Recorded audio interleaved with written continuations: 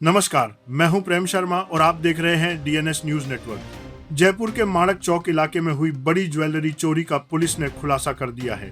5 दिन पहले गजानन ज्वेलर्स का शटर उखाड़कर 57 किलो चांदी और 200 ग्राम सोना चोरी करने वाली गैंग में से 2 आरोपी पुलिस के हत्थे चढ़ गए हैं।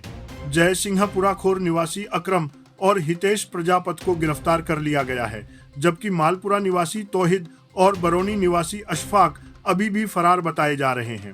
पुलिस ने आरोपियों से 38 किलो चांदी, 170 ग्राम सोना और वारदात में उपयोग की गई पावर बाइक बरामद की है। 19 की रात्रि को माणक चौक इलाके में हल्दियों के रास्ते में एक ज्वेलरी की शॉप में लूट की घटना हुई थी, जिसमें 3 व्यक्ति नकाबपोश आए और उन्होंने वहाँ जो गार्ड थे उनको मारपीट करके बांध दिया और फिर दुकान का शटर तोड़कर और अंदर से चांदी और सोने के जो जेवरात वो साथ इस पर मुकदमा दर्ज कराया। तो उन्होंने जो हमारे परिवादी हैं उन्होंने बताया कि 57 किलो करीब चांदी और 100 ग्राम के आसपास सोना के जेवरात उसकी चोरी हुए हैं।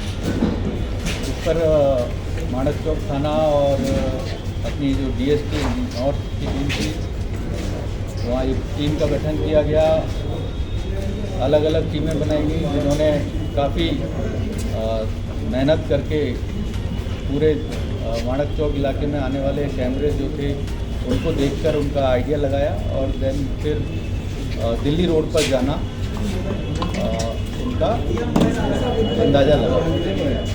उस आधार पर वहाँ के कैमरे देखे गए तो उनका जयसिंहपुरा खोर इलाके में जाना मालूम हुआ।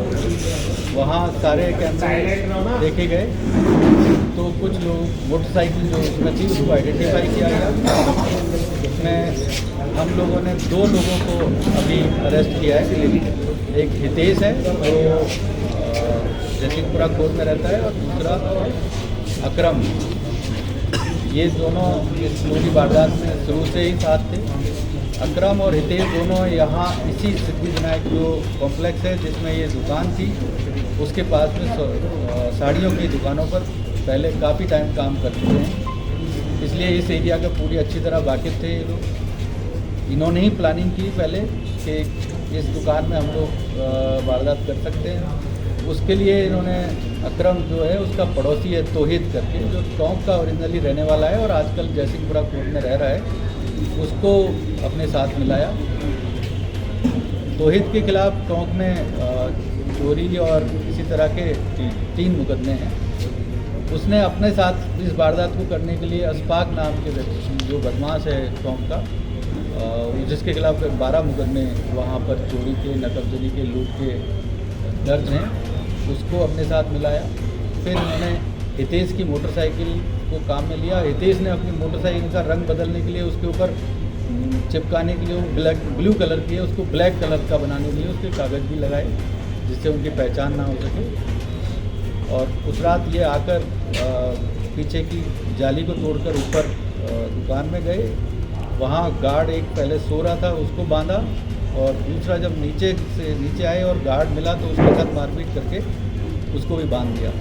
तीसरा गार्ड जब एक शटर तोड़ रहे थे तो उसने आवाज़ सुनी, जो नेपाली था, बगल की शॉप में काम करता था, वो भी दौड़ कर आया तो उसको भी इन्होंने पकड़कर मारपीट करके बांध दिया और फिर इस तरह से सारा सामान ये लोग ले गए।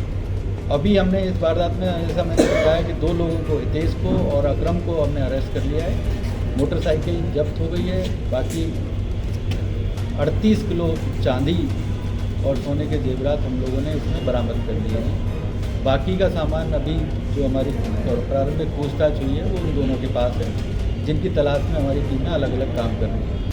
डीसीपी नॉर्थ करण शर्मा के अनुसार अकरम पहले 5 साल तक इसी इलाके की साड़ी मार्केट में काम करता था और इलाके की पूरी जानकारी रखता था। हितेश भी पास की गली में साड़ी की दुकान पर लगा था।